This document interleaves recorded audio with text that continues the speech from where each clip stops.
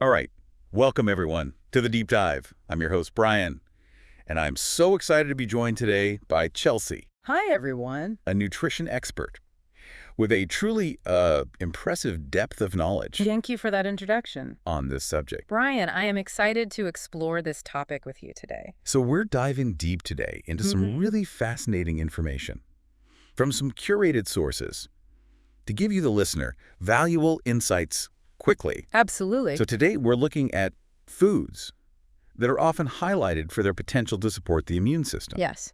We're drawing from some really insightful articles on Healthline and Medical News today, as well as some really valuable perspectives from the folks over at Harvard Health. Definitely some really good information in those. And our goal today is to really understand, which foods get the nod for immune support, but more importantly, the why behind it all. Yes. Without, getting lost in overly complicated details. We want to make sure we're giving you the core understanding of what these sources are saying. Exactly. So before we get started, just a quick mention that this deep dive is brought to you by the Detox Health YouTube channel. If you're interested in more health-related content, definitely recommend checking out their channel. Absolutely. And if you find this deep dive helpful, please share it with your friends and family. Yes. Sharing knowledge is how we all grow. So I know that the idea of boosting the immune system, certainly as we all think about, staying healthy during cold and flu season, is something that's on a lot of people's minds. For sure. And, certainly on mine as well. What are some of your initial thoughts on this concept of boosting immunity? Yeah, that's a really good question to start with. Boosting immunity, it's such a common term that we hear. But Harvard Health actually has a really interesting take on this. And they really emphasize that, the immune system isn't this like single entity that you can just amplify. It's really this highly intricate network of cells and processes that really thrives on balance and harmony. Right, yeah. It's not like turning up the volume on a stereo. Exactly. And they point out that while the idea of this quick fix to boost immunity is very appealing, the scientific evidence to support specific interventions that significantly enhance immune function beyond its normal healthy state isn't really there yet. They note that, researchers are constantly investigating the links between lifestyle and immune response, but for now, the focus is on really maintaining a well-functioning system. Right, so it's less about boosting. Yeah. And more about supporting our immune system. Exactly. So it can do its job effectively. And that's where the sources actually really align. So Harvard Health is very clear on these fundamental lifestyle choices that really underpin a healthy immune system. So they highlight things like avoiding smoking, prioritizing a diet rich in fruits and vegetables, regular exercise, maintaining a healthy weight, moderating alcohol intake, ensuring adequate sleep, practicing good hygiene, managing stress levels, and staying current with vaccinations. They really frame this as the cornerstones of immune health. It's so interesting that they lead with that, because it really provides a context before we even start talking about specific foods. Right. It's almost like saying, okay, these are the foundations. And then certain foods can contribute to that overall support. So these healthy habits create the environment in which the immune system can operate optimally.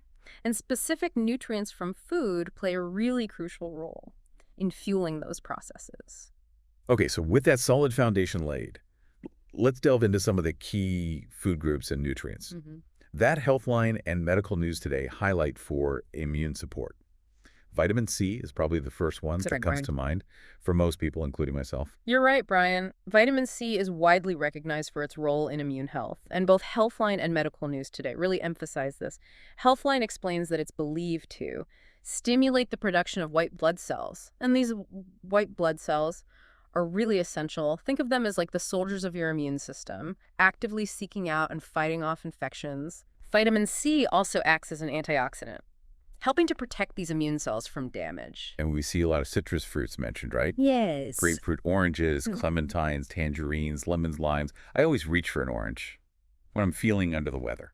They are indeed an excellent source of vitamin C. And Healthline actually provides some context on recommended intake. So around 75 milligrams a day for women and 90 milligrams for men.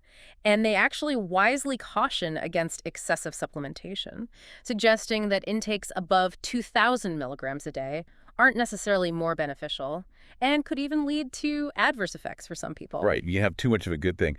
One that really stood out to me was red bell peppers. I was surprised to see they contain even more vitamin C than oranges. That's a fascinating fact, Brian. Healthline points out that weight for weight, Red bell peppers pack nearly 3 times the amount of vitamin C you'd find in a Florida orange, and that's not all. They're also a rich source of beta-carotene.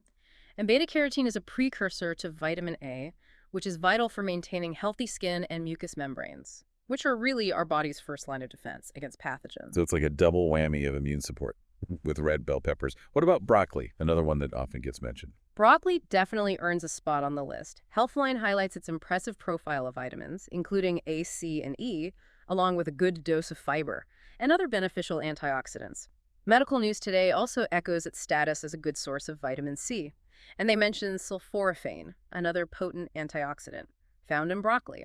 And both sources emphasize that the way you cook broccoli can affect its nutrient content.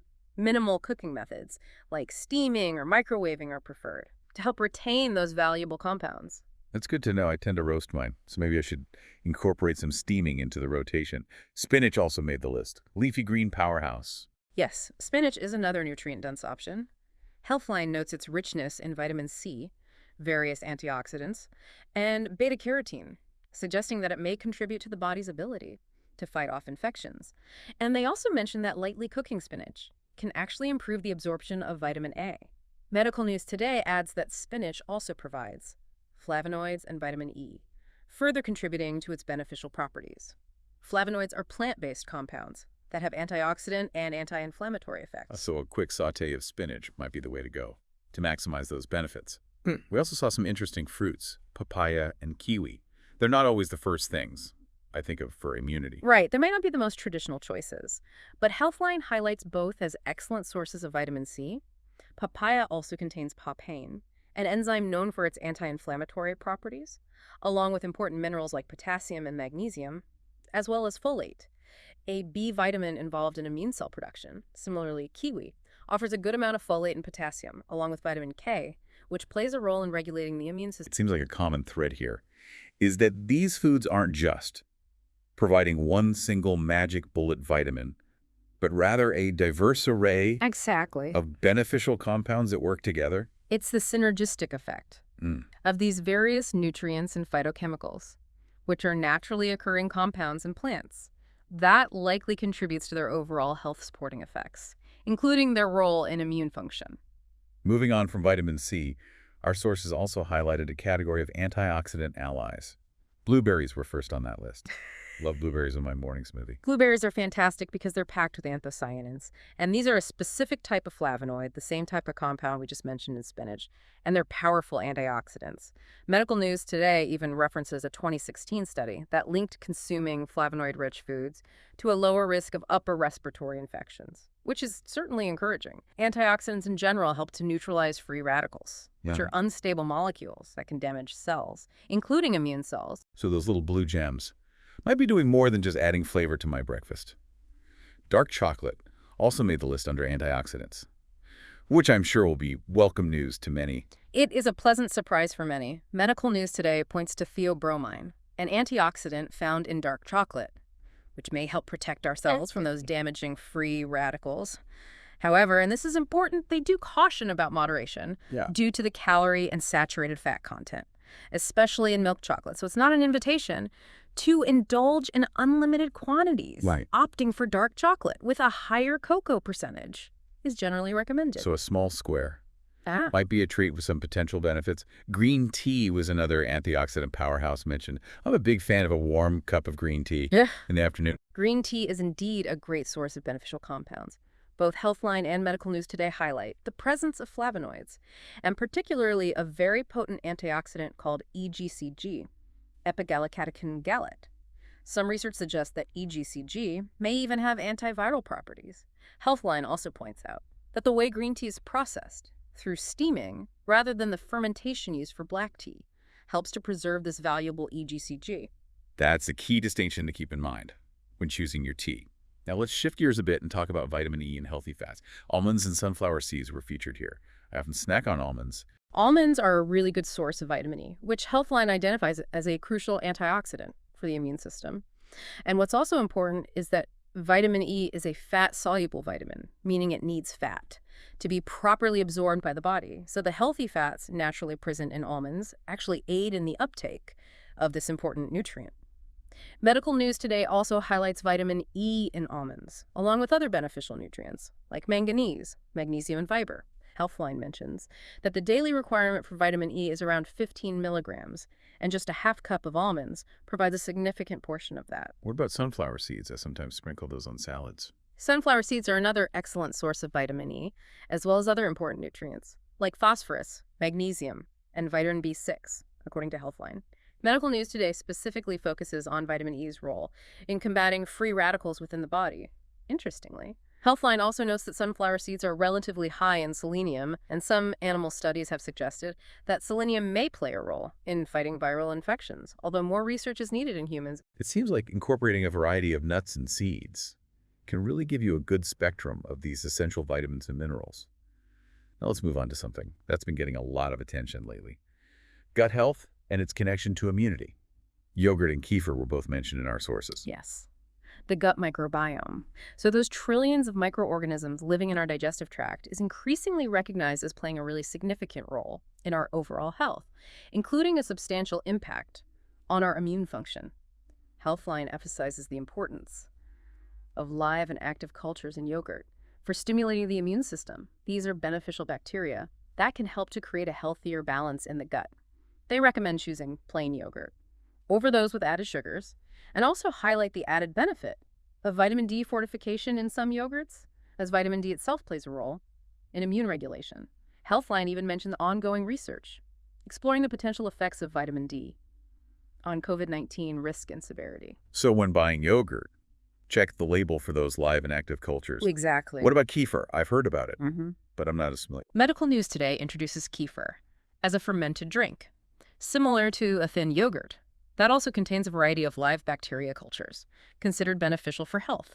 They mention initial research suggesting that kefir might have several positive effects, including boosting the immune system, fighting off harmful bacteria, reducing inflammation, and increasing antioxidant activity. However, it's important to note that much of this research so far has been in animal models or laboratory settings, so more studies in humans are needed to confirm these benefits. Sounds promising, but perhaps still early stages.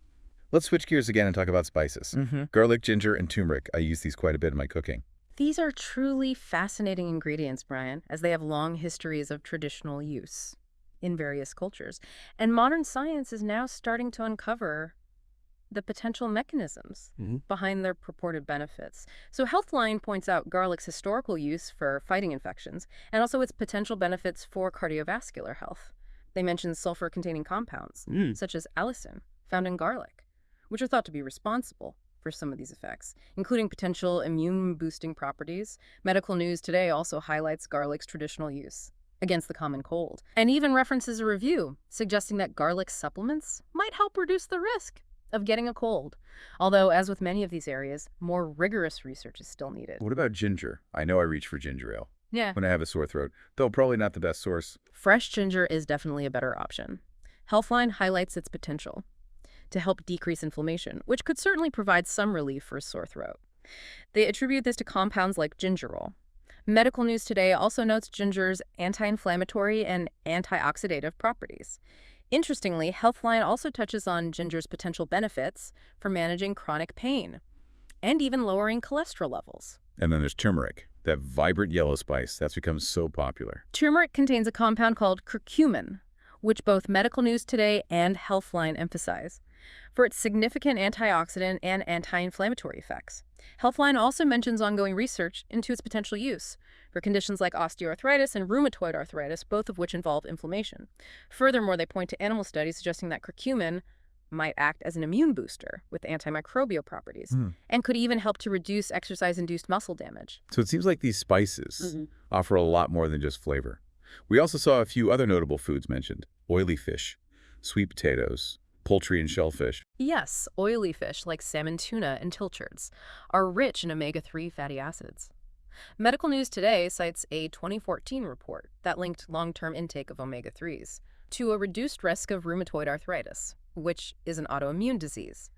Sweet potatoes are highlighted by Medical News Today for their high content of beta-carotene, which, as we discussed earlier, is a precursor to vitamin A and crucial for maintaining healthy skin, our primary barrier against infection. And poultry like chicken soup, which always seems to be the go-to.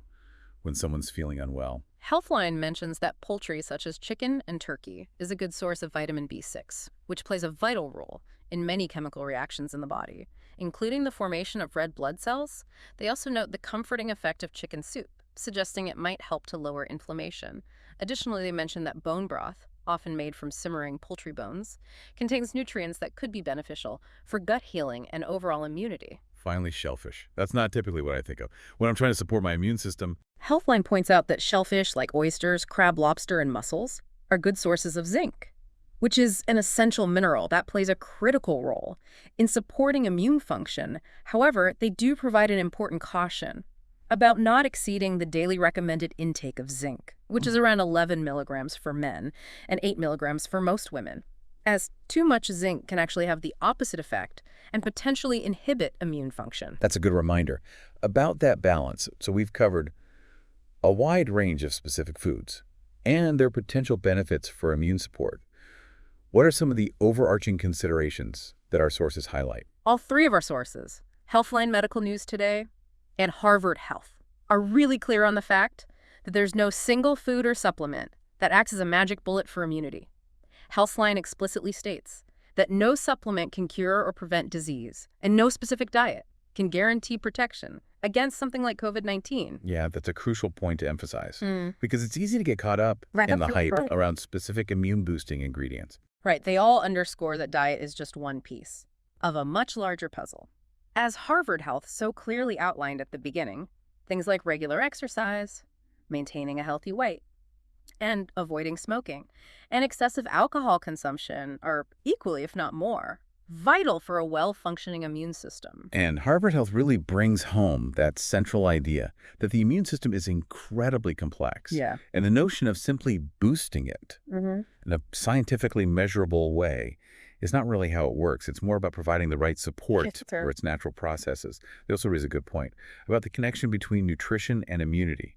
In older adults, they mention that micronutrient malnutrition, even in developed countries, is surprisingly common in older populations due to factors like reduced food intake and dietary variety, which can have a negative impact on their immune responses. That's a good reminder that our nutritional needs evolve throughout our lives. One last interesting tidbit. They mentioned that exposure to moderate cold temperatures doesn't actually weaken the immune system. That's right, Brian. They explain that the increase in colds and flu during the winter months is more likely related to factors like people spending more time indoors in closer proximity to each other. And the fact that some viruses, like the influenza virus, can survive longer in cold, less humid air. I can feel a little less guilty about occasionally forgetting my scarf. This has been an incredibly informative deep dive. It has, Brian. And I think the key takeaway for our listeners is that while incorporating a variety of these nutrient-rich foods into your diet can provide valuable support for your immune function, it's really the synergy of a balanced and varied diet, combined with those essential healthy lifestyle habits, that provides the strongest foundation for overall well-being. Definitely. What's one small sustainable change you could realistically make to your diet this week to better support your overall health? It's all about those small, consistent steps. And if you found this deep dive valuable, remember to subscribe to the Detox Health YouTube channel for more insightful content like this. Yes, and please do share this deep dive with anyone in your life who might find this information helpful. Thanks so much for tuning in to the deep dive. We look forward to exploring our next topic with you soon. And don't forget to subscribe to the Detox Health YouTube channel.